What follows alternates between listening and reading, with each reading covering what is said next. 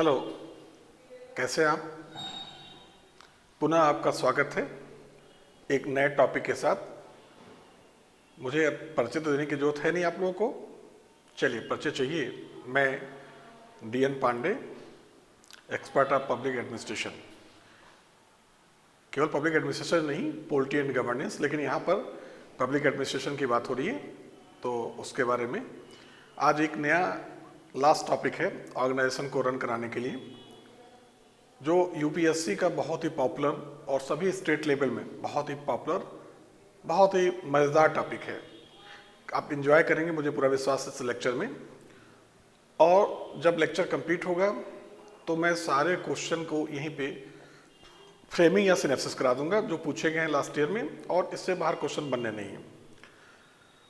Topic का नाम है मुख्य कार्यपालिका, चीफ एग्जीक्यूटिव, सूत्र एवं स्टाफ। तो मुख्य कार्यपालिका सिर्फ आपसे मैं डिस्कस करूंगा, उसके बारे में मुझे कुछ लिखने की जरूरत नहीं है।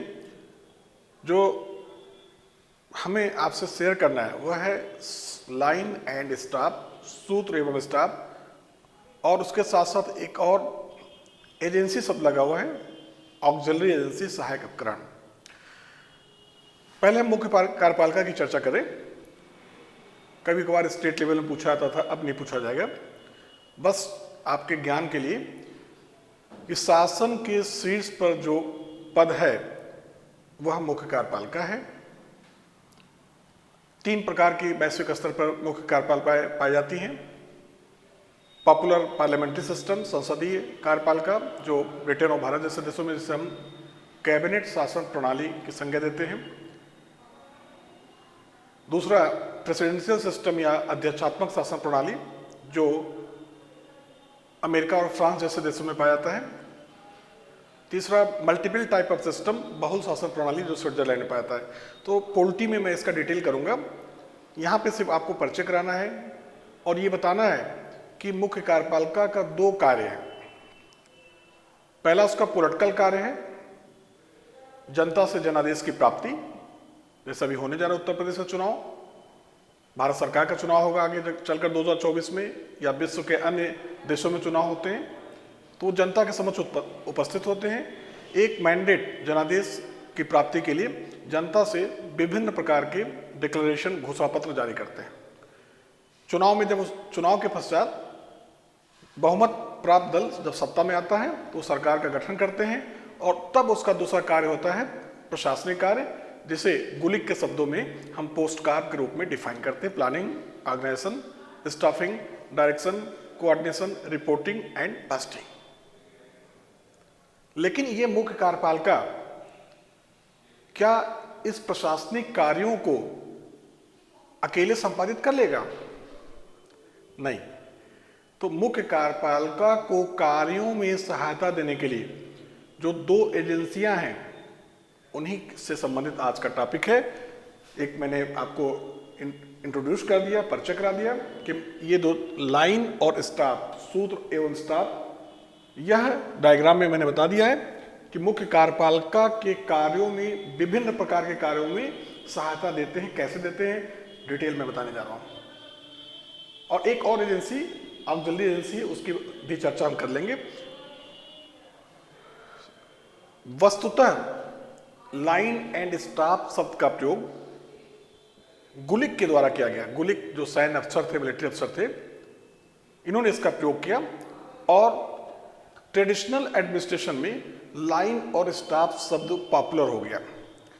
एक एक करके हम लोग समझे। मैंने अभी आपको बताया कि मुख्य कार्यपालिका के पास वर्कलोड इतना अधिक है, कार्यों का बोझ, कि वह अकेले कार्य नहीं कर सकता। तो उसके इस कार्यों में सहायता देने के लिए जो एजेंसियां हैं वे सूत्र हैं और स्टाफ है। सबसे पहले हम सूत्र को इंग्लिश में कहते हैं लाइन एजेंसी, स्टाफ को स्टाफ ही बोले तो ज्यादा बेहतर है, पॉपुलर है, स्टाफ एजेंसी। सबसे पहले हम चर्चा करें कि हम कैसे सूत्र एजेंसी को पहचानेंगे, मतलब इसका कंसेप्ट क्या है। कंसेप्ट बताने के साथ जब हम इसके फीचर्स को बताएंगे, कैरेक्टरिस्टिक को बताएंगे, तो आपके दिमाग में एक पिक्चर, एक इमेज आ जाएगा, अच्छा ये सूत्र एजेंसी है, और एज ए IAS और PCS आप वहां कार्य करेंगे, गौरव महसूस करेंगे।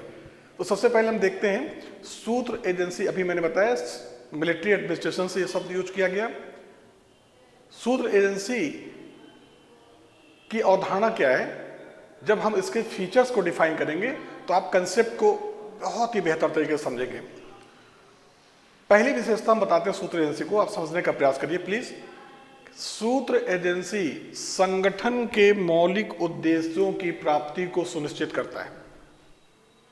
भारत सरकार, अमेरिका सरकार या कोई भी गवर्नमेंट या कोई भी ऑर्गेनाइजेशन होगा, तो जो भी उस संगठन के, भाई संगठन का गठन क्यों किया था? निश्चित उद्देश्यों की प्राप्ति के लिए।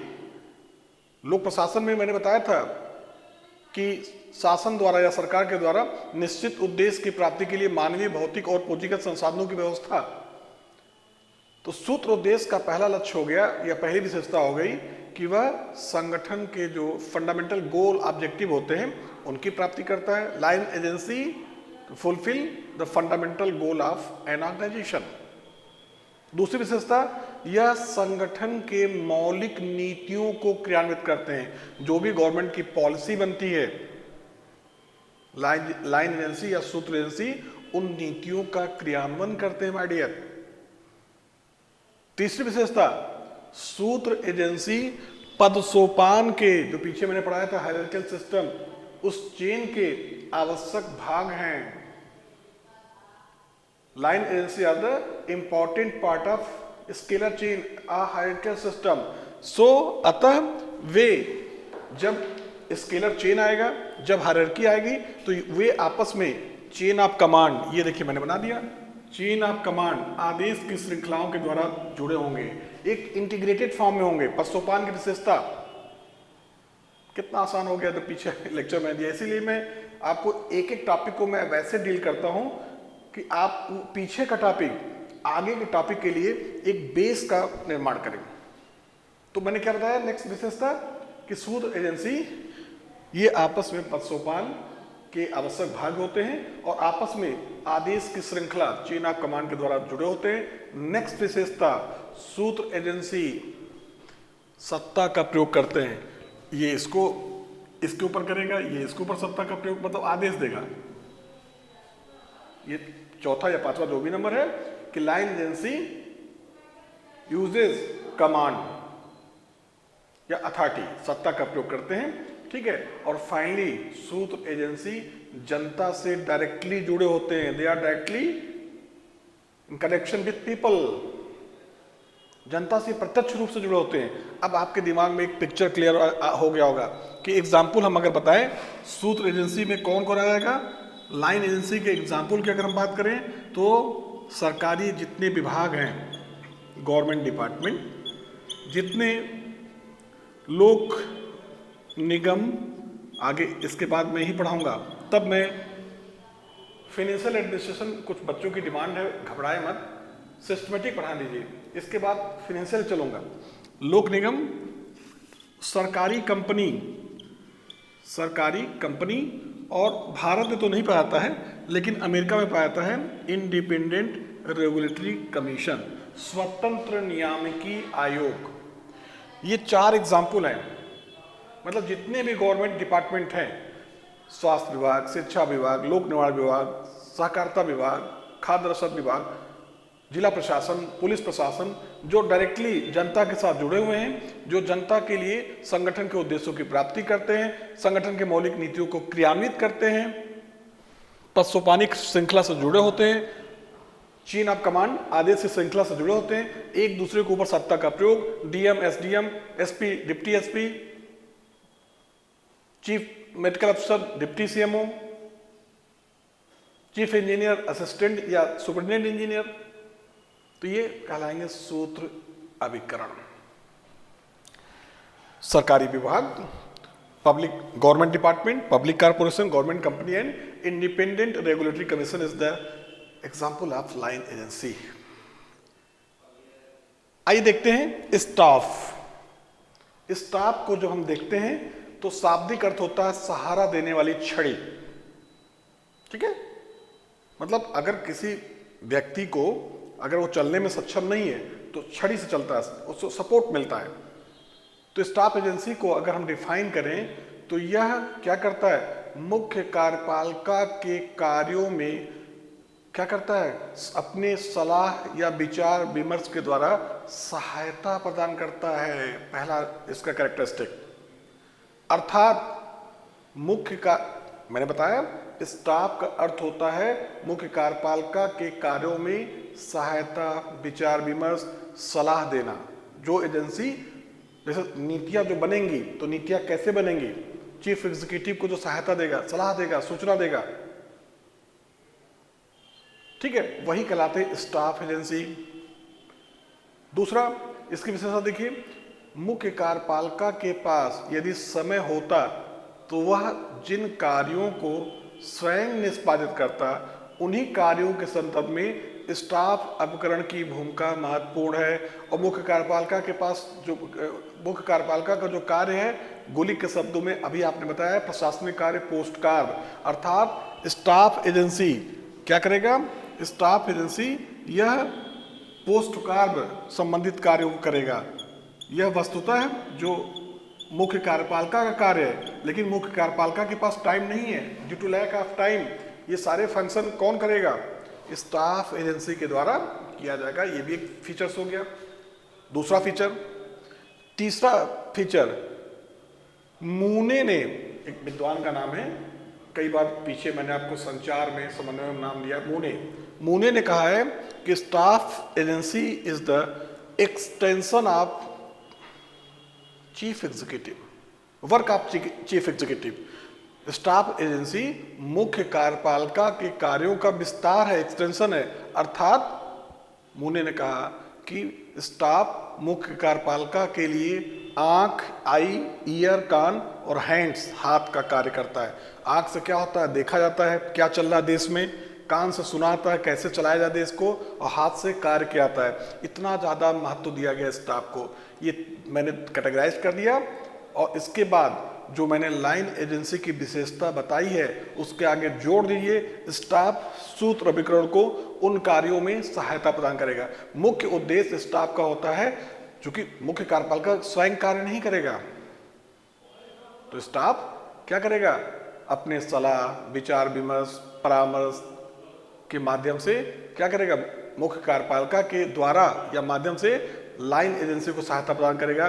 पीछे के पॉइंट जोड़ दीजिए, कुछ आपको लर्नअप नहीं करना पड़ा क्या। और दो विशेषता के बाद तीसरी क्या लिखेंगे, या तीन के बाद चौथी क्या लिखेंगे, स्टाफ एजेंसी लाइन एजेंसी को, सूत्र एजेंसी को संगठन के मौलिक उद्देश्यों की प्राप्ति में सहायता प्रदान करता है। खुद आप बोलेंगे बेटा, मेरा लेक्चर आपको खुद, आपको अगर थोड़ा सा कंसंट्रेट रहे हमारे साथ तो आपको खुद कहीं जाने की जरूरत नहीं। एक बार घर जाके रिवाइज कर लीजिए केवल, या वीडियो को एक बार और देख लीजिएगा। दूसरा या पांचवा नंबर, जो भी नंबर, स्टाफ एजेंसी सूत्र अभिकरण को संगठन के मौलिक नीतियों के प्राप्ति में सहायता प्रदान करेगा। नेक्स्ट छठा जो भी नंबर हो, स्टाफ एजेंसी पद सोपान के अंग नहीं होते हैं, they are not the part of hierarchy system. यहाँ पे है ये मुख्य कार्यपालिका के समानांतर हैं, इसीलिए मुख्य कार्यपालिका का विस्तार कहा मूने ने। They are not the part of scalar chain, ये पद सोपान के भाग नहीं है, इसलिए सत्ता का प्रयोग नहीं करते हैं। और लास्ट बट वन, स्टाफ उपकरण जनता से डायरेक्टली नहीं जुड़े होते हैं, इनडायरेक्टली लाइन एजेंसी के द्वारा जुड़े होंगे। इसीलिए फिफ्नर ने सूत्र को डायरेक्ट लेबर और स्टाफ को इनडायरेक्ट लेबर या वर्कर की संज्ञा दी। फिफ्नर ने कहा सूत्र क्या है, प्रत्यक्ष श्रमिक है, और स्टाफ अप्रत्यक्ष श्रमिक, श्रमिक ही तो कार्य करेगा। अब श्रमिक से आप लोग हीन भावना में मत आइए कि बताइए आईएएस को श्रमिक तो हैं आप, हम भी श्रमिक हैं, और श्रमिक तो गौरव का विषय है, श्रम करने वाला। तो फिफ्नर ने क्या कहा, सूत्र प्रत्यक्ष श्रमिक है और स्टाफ अप्रत्यक्ष श्रमिक है। तो माय डियर स्टूडेंट, मुझे पूरा विश्वास है कि आप अब सूत्र और स्टाफ को समझ गए होंगे। जरा स्टाफ का उदाहरण तो देख लीजिए। यहाँ पे पहले प्लानिंग कमीशन था, योजना आयोग सलाह देता था भारत सरकार को। अब योजना आयोग के स्थान पर नीति आयोग आ गया। नीति आयोग, कैबिनेट सचिवालय, प्रधानमंत्री कार्यालय, पीएमओ, प्रधानमंत्री कार्यालय, जितने भी टेक्निकल डिपार्टमेंट होंगे, रक्षा अनुसंधान, इसरो, जो प्रधानमंत्री को सलाह देंगे, ये सब इसी में आ जाएंगे। मतलब अन्य जो तकनीकी सूचना दे रहे हैं, these are the example of staff agency. अब आपके दिमाग में एकदम क्लियर कट पिक्चर हो गया होगा कि सूत्र एजेंसी संगठन के निचले स्तर पर नीतियों को क्रियान्वित करेंगे, मौलिक उद्देश्यों की प्राप्ति करेंगे, चेन ऑफ कमांड से जुड़ेंगे, पशुपालन में सत्ता का प्रयोग करेंगे, जनता से डायरेक्टली जुड़ेंगे। स्टाफ एजेंसी सिर्फ सहायता किसको? सूत्र एजेंसी को नीतियों के मौलिक उद्देश्यों की प्राप्ति में, नीतियों के क्रियान्वयन में पशुपालन के अंग नहीं होते हैं, सत्ता का प्रयोग नहीं करते हैं, जनता से अप्रत्यक्ष रूप से जुड़े होते हैं। यह कंसेप्ट किसने दिया? गुलिक ने 1920 के दशक में। एक और मुद्दा आता है आपके सामने, सहायक उपकरण। तो इसको भी देख लिया जाए क्या है, क्योंकि कई बार यूपीपीसीएस और यूपीएससी में सहायक उपकरण के बारे में भी चर्चा की गई है। थोड़ा सा समझिएगा, बहुत मजेदार है। और मैं आपको एग्जाम्पल दे रहा हूं ना, आप परेशान क्यों हो रहे हो? आगे बढ़े चलिए। फिफ्नर ने स्टाफ को डिफाइन किया, स्टाफ के प्रकार बताया। फिफ्नर ने बताया स्टाफ को आगे चलकर फिफ्नर ने कैटेगराइज किया, तो 3 भागों में डिवाइड किया फिफ्नर ने। एक बताया जनरल स्टाफ, एक बताया तकनीकी staff, general staff, technical staff, और तीसरा स्टाफ का प्रकार तो बताया, लेकिन उसके आगे स्टाफ नहीं लिखा गया। क्यों नहीं लिखा गया बता रहा हूं, एजेंसी लिखा गया। सहायक उपकरण ऐसा क्यों हुआ मैं बता रहा हूं। पहले इसको समझिए। सामान्य स्टाफ जो सामान्य प्रशासनिक विषय वस्तु पर सूचना देगा, जैसे कैबिनेट सचिवालय वगैरह। तकनीकी स्टाफ जो टेक्निकल मैटर होते हैं, पीएमओ वगैरह, नीति आयोग, तमाम आंकड़े, पहले प्लानिंग कमीशन था। तकनीकी स्टाफ, या अभी मैंने बताया ना कि जो प्रधानमंत्री के आर्थिक सलाहकार, तकनीकी सलाहकार, सूचना विभाग इसी में आ जाएगा, जो डिफरेंट प्रकार के सूचना देते हैं तकनीकी।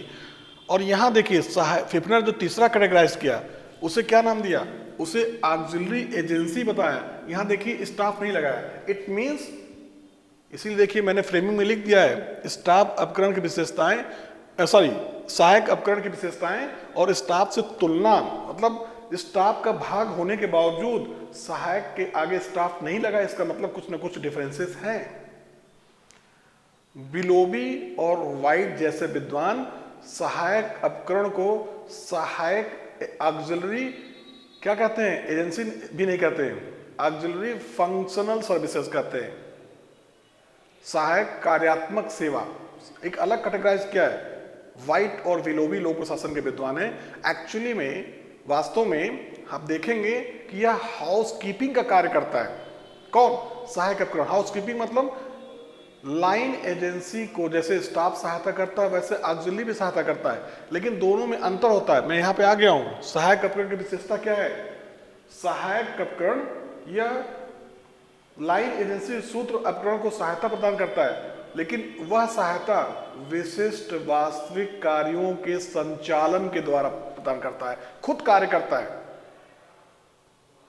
अभी क्लियर होगा? खुद कार्य करके स्टाफ एजेंसी ऑक्सिलरी एजेंसी सहायता प्रदान करेगा, पहला। और दूसरा, जब वो खुद कार्य करेगा तो सूत्र एजेंसी को, लाइन एजेंसी को कार्यों के संपादन के दौरान कुछ निश्चित मात्रा में आदेश या निर्देश देता है, या सीमित मात्रा में सत्ता का प्रयोग करेगा। स्टाफ सत्ता का प्रयोग नहीं करता है। मुख्य कार्य, अब तुलना कर लें। 2 चीजें मैंने बताई।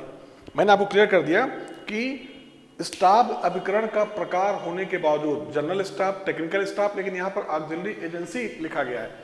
बिलोबी और वाइट ने तो इसे ऑक्सिलरी फंक्शनल सर्विसेज की कैटेगरी में रखा। वो मानते नहीं कि यह स्टाफ का पार्ट है, लेकिन फिफ्नर ने जो कैटेगराइज किया, इसे स्टाफ का भाग रखा है। इस मुद्दे में आपको नहीं पढ़ना है, आपको इतना जानना है कि ऑक्सिलरी एजेंसी जो होता है, यह भी सूत्र उपकरण को, लाइन एजेंसी को सहायता प्रदान करेगा। स्टाफ उपकरण जो सहायता है वो दूसरे तरीके से, यह जो सहायता करेगा यह विशिष्ट वास्तविक कार्यों का संचालन करता है। दूसरा, कार्यों के संचालन के दौरान यह भले ही पशुपालन का भाग नहीं है, लेकिन यह सीमित मात्रा में सत्ता का प्रयोग कर सकता है, अर्थात यह लाइन एजेंसी को आदेश दे सकता है। उदाहरण देखिए, सहायक उपकरण का एग्जाम्पल देखिए, आपको क्लियर हो जाएगा।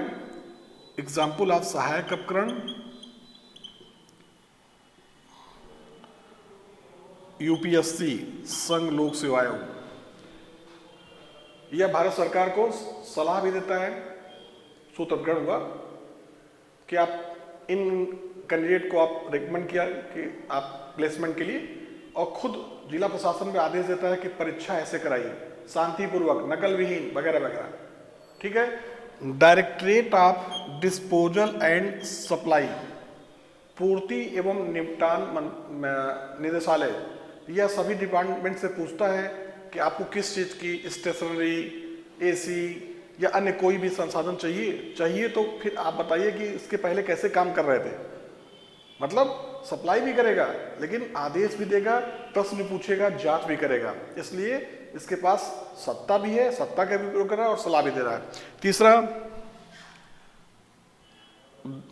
प्रत्यक्ष एवं अप्रत्यक्ष कर board, direct and indirect tax board, जो भारत सरकार का मेन क्या है, कर रेवेन्यू कलेक्शन करने वाला है। यह सलाह भी देगा कि टैक्स कहाँ बढ़ेगा, कहाँ घटेगा भारत सरकार को, और फिर नागरिकों से रिक्वेस्ट करेगा इनकम टैक्स आप जमा करिए, वगैरह वगैरह। सेंट्रल पीडब्ल्यूडी, ये भी एक एग्जाम्पल है, केंद्रीय लोक निर्माण विभाग, यह भारत सरकार के लिए पूछेगा कहाँ बिल्डिंग बनना, कहाँ सड़क बनना है, वगैरह वगैरह, आदेश भी देगा। अर्थात ऑक्सिलरी एजेंसी, सहायक उपकरण, यह खुद कार्य करेगा। जैसे रेलवे ट्रैक बनेगा, प्लेटफॉर्म बनेगा, पीडब्ल्यूडी बनाएगा, लेकिन पूछेगा लागत कितनी होनी चाहिए, कैसे कार्य किया जाए, और कार्य के दौरान आदेश भी देगा और सहायता भी प्रदान करेगा। तो ये एग्जाम्पल हो गया ऑक्सिलरी एजेंसी का। इसकी तुलना हम कर लें किससे, स्टाफ से। यहाँ देखिए, सहायक उपकरण से स्टाफ उपकरण की तुलना, बस दो ही तुलना है। स्टाफ उपकरण सूत्र उपकरण को जो भी सहायता देगा या दिशा निर्देश देगा, दिशा निर्देश नहीं देता है, उसे कार्यों में सहायता प्रदान करता है, वह चीफ एग्जीक्यूटिव के माध्यम से करेगा। जबकि अभी आपने बताया कि यह जो सहायक उपकरण है, यह खुद विशिष्ट कार्य, खुद स्पेशल फंक्शन कार्य करते हुए स्टाफ सूत्र उपकरण को सहायता प्रदान करता है। पहला तुलना कर रहे हैं, स्टाफ उपकरण मुख्य कार्यपालिका के माध्यम से सूत्र एजेंसी को सहायता प्रदान करेगा, जबकि सहायक उपकरण विशिष्ट कार्यों के संचालन के माध्यम से प्रत्यक्षता क्या करता है, सूत्र उपकरण को सहायता प्रदान करता है। पहला। दूसरा, स्टाफ उपकरण सत्ता का प्रयोग नहीं करेगा, यह खुद जबकि वास्तविक कार्य कर रहा है तो कार्य करेगा, तो फिर सत्ता का प्रयोग सीमित मात्रा में करता है। यह दोनों के बीच में बेसिक डिफरेंसेस है, इसीलिए विलोबी और वाइट ने इसे स्टाफ के कैटेगरी में नहीं रखा। तो काफ़ी डिटेल मैंने कर दिया माय डियर स्टूडेंट, समझ में आ रहा होगा आपको। फिर देखिए नेक्स्ट, अब आपका पूछा गया यूपीएससी में कई बार, सूत्र और स्टाफ के बीच में अंतरहीन है, there is no gap between line and staff agency, या सूत्र और स्टाफ के बीच में अंतर वास्तविक न होकर क्या है, सापेक्षिक है। The differences between line and staff agency is not real but relative. ठीक है। तो अब अभी आप कहेंगे सर आप तो बता रहे हैं कि सूत्र एजेंसी है वो सत्ता का प्रयोग करेगा, स्टाफ एजेंसी सत्ता का प्रयोग नहीं करेगा। अब आप कह रहे हैं, मैंने आपको पहले इशारा कर दिया था कि ये जो कंसेप्ट चल रहा था कि सूत्र सत्ता का प्रयोग करेगा, स्टाफ सलाह या सहायता या परामर्श देगा, यह 1930 में चल रहा था। मैंने पीछे जब आपको आदेश की एकता और नियंत्रण का विस्तार क्षेत्र बताया था, तो वहाँ मैंने बताया था कि आज का जो प्रशासन है वह विशिष्टीकरण और जटिलताओं पर आधारित है। प्रशासन की समूची अवधारणाओं में परिवर्तन आ गया है, और 1960 के बाद ही हर्बर्ट साइमन ने कहा कि अब सूत्र और स्टाफ में अंतर नहीं है। आधुनिक विद्वान एल्बर्ट लेपावस्की, इनका भी माना, साइमन लेपावस्की, एल्बर्ट लेपावस्की, इनका भी कहना है कि अब सूत्र और स्टाफ में कोई अंतर नहीं है। तो कैसा अंतर नहीं है, ये हम डिस्कस करने जा रहे हैं। अब आप पीछे के लेक्चर भूल जाइए, जब आपसे अंतर पूछा गया तो गुलिक ने कंसेप्ट दिया था, उसको आपने बता दिया। अब कहा जा रहा है कि कोई भी एजेंसी पूर्णतः किसी भी विशिष्ट या स्पेसिफाइड आधार पर हम डिफ्रेंशिएट नहीं कर सकते। कैसे नहीं कर सकते? साइमन ने सबसे पहले कहा था 1950 के दशक में कि अब प्रत्येक एजेंसी सूत्र और स्टाफ दोनों के कार्यों को संचालित करेगा। सूत्र को भी क्या करना पड़ेगा, सहायक स्टाफ की तरह सूचना और सहायता प्रदान करना पड़ेगा, और स्टाफ को भी कुछ विशिष्ट वास्तविक कार्यों का संचालन करना पड़ेगा।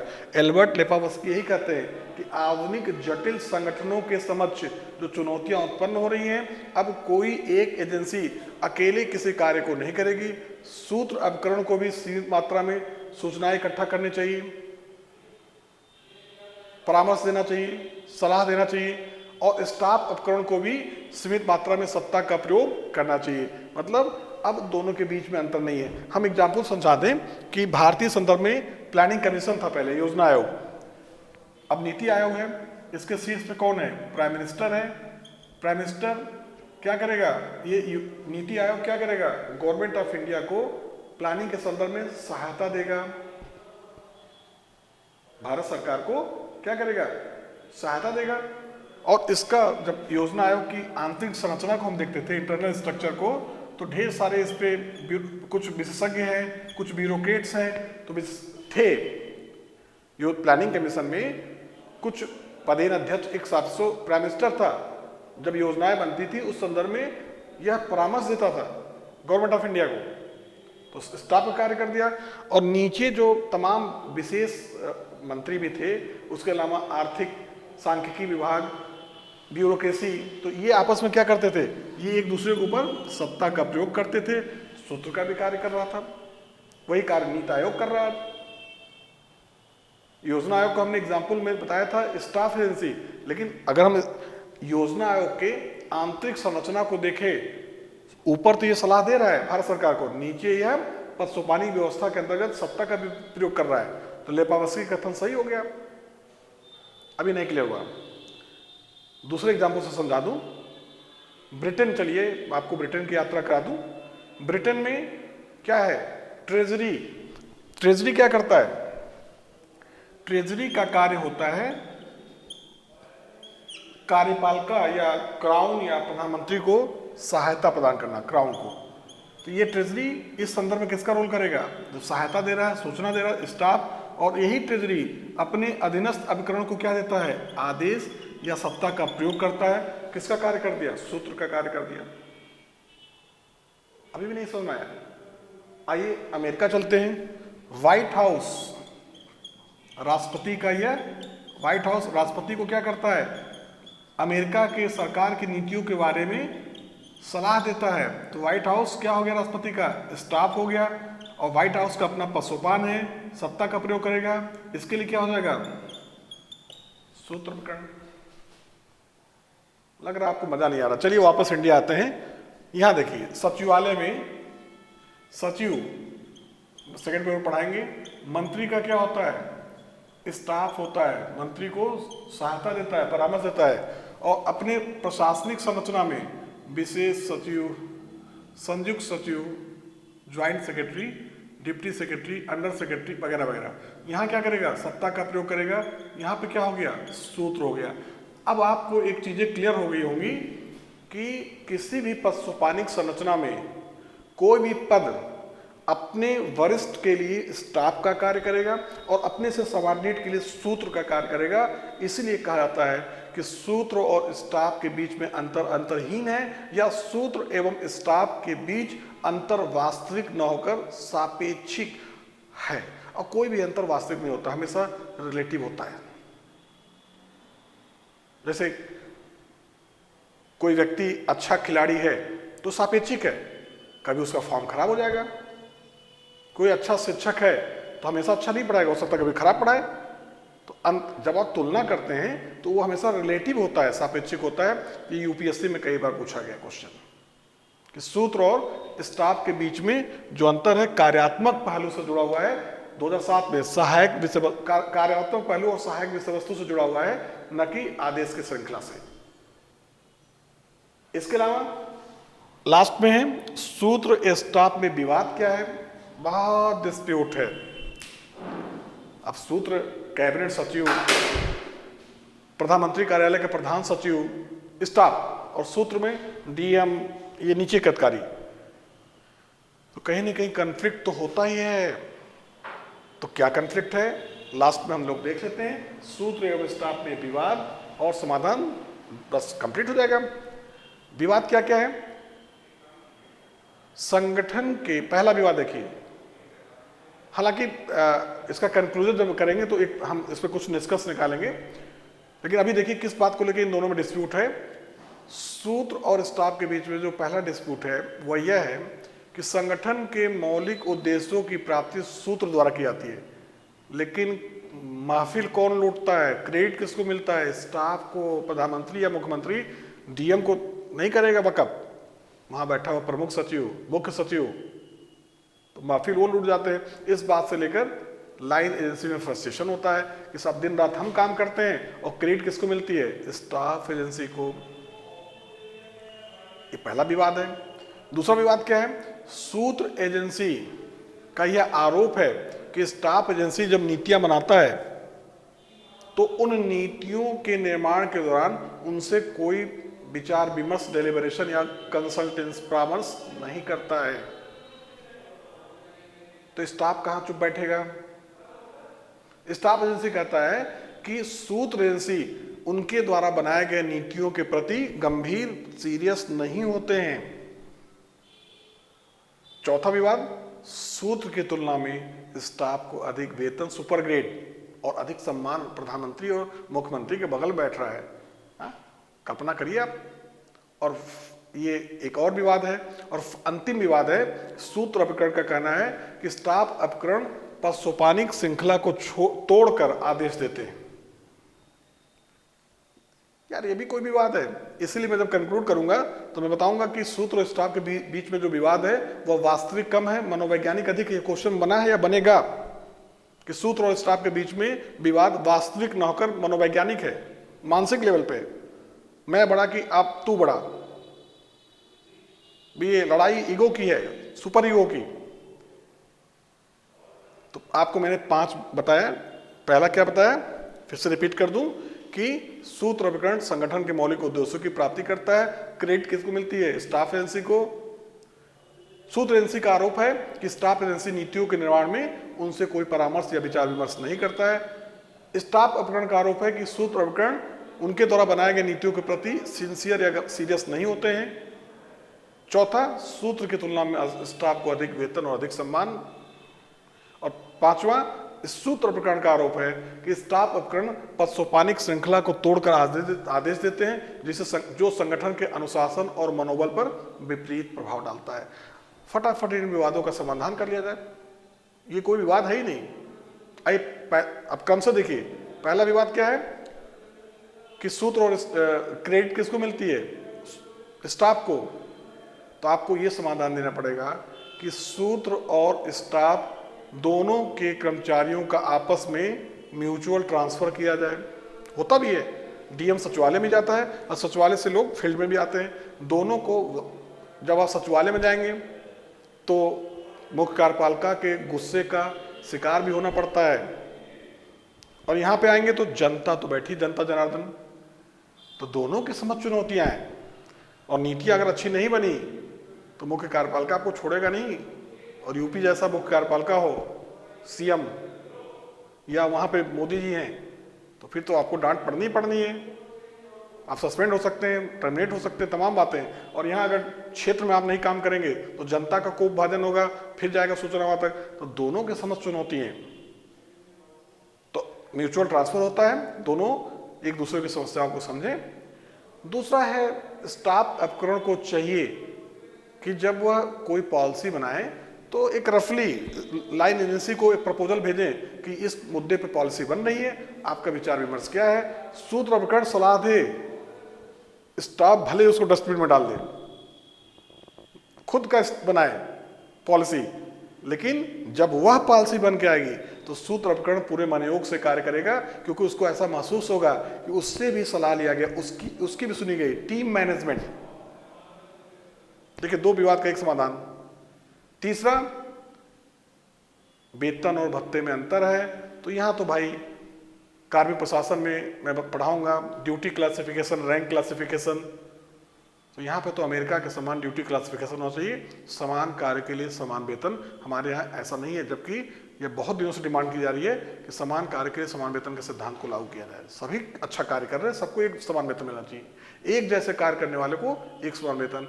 और लास्ट में जो स्टाफ एजेंसी, पहली बात तो पदसोपान को तोड़कर या श्रृंखला चेन ऑफ कमांड को तोड़कर उसे आदेश नहीं देना है। और दूसरी बात, अगर आदेश देना भी हो तो वो आदेश कैसे देगा, एक नए प्रकार से देगा। वो आदेश, उसे आदेश नहीं कहेंगे, यह आदेश कहलाएगा, यहां देखिए लिख रहा हूं मैं, विक्रय शैली का आदेश, सेल्समैन टाइप ऑफ आदेश। पशुपानिक श्रृंखला में जो आदेश होता है वो हायरार्कियल चेन ऑफ कमांड के थ्रू होता है ऐसे, लेकिन यह आदेश एक अलग आदेश होता है, विक्रय शैली, सेल्समैन टाइप ऑफ ऑर्डर। समझा रहा हूं, जैसे आप शॉपिंग कॉम्प्लेक्स में जाते हैं, बॉयज और गर्ल्स, बॉयज पहुंचा, जैसे मिस्टर आप गए तो आप पहुंचे तो आप क्या कहेंगे कि मुझे बढ़िया सा कोई ड्रेस दीजिए, मुझे एकदम ग्लैमरस मुझे लगना है लुक मेरा, जिससे लोग मेरे प्रति आकर्षित हो। अब कौन होगा, लोग, मैं नाम नहीं ले रहा हूँ। तो वो जो सेल्समैन होगा वो आपको दिखाएगा, ये ड्रेस देखिए, ये ड्रेस देखिए, इसे पहनिए, इसे पहनेंगे तो आप, अब यार आज के हीरो का नाम मुझे नहीं मालूम है तो पुराने हीरो का नाम ले रहा हूँ, अक्षय कुमार लगेंगे। इसे पहनेंगे तो आप क्या लगेंगे, सलमान खान लगेंगे।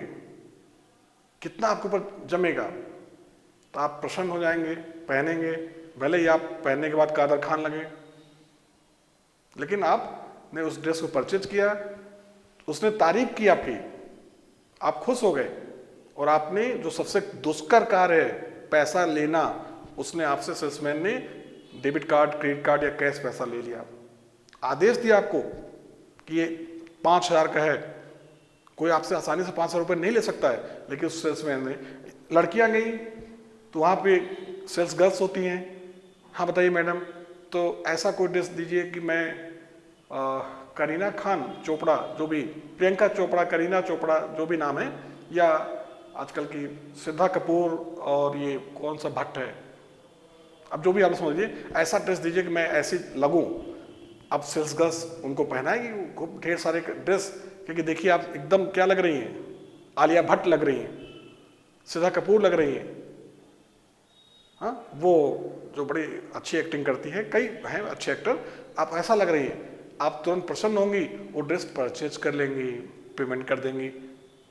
जबकि आप अन्य जगहों पे फी वगैरह देने में बड़ी परेशानी होती है आपको, लेकिन वहाँ पे आप खुशी खुशी कि मैं आलिया भट्ट या श्रद्धा कपूर, भले ही आप क्या लगे, नहीं अच्छी लग रही हैं, ठीक है।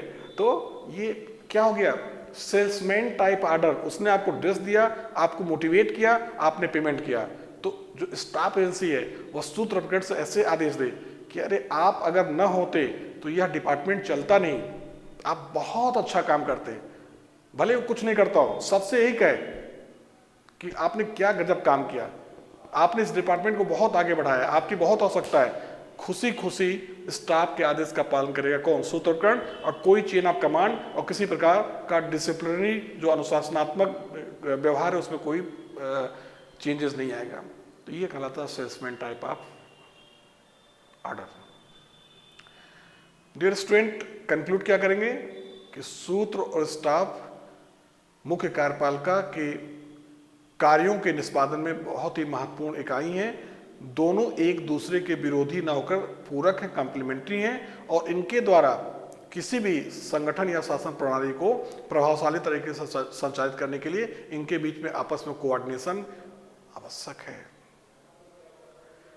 तो एंजॉय किए होंगे, मुझे पूरा विश्वास है। फीडबैक नहीं देते आप लोग भाई, कुछ नीचे कमेंट किया करिए यार। मतलब इतना मैं अच्छे से आपको डील कर रहा हूँ एक एक टॉपिक, तो कुछ कमेंट करने में क्या आता है, लिखने में क्या आता है। लाइक भी नहीं करते, अरे लाइक नहीं कर, डिसलाइक कर दीजिए ना, अगर नहीं समझ में आता तो मैं दोनों के लिए तैयार हूँ, ठीक है।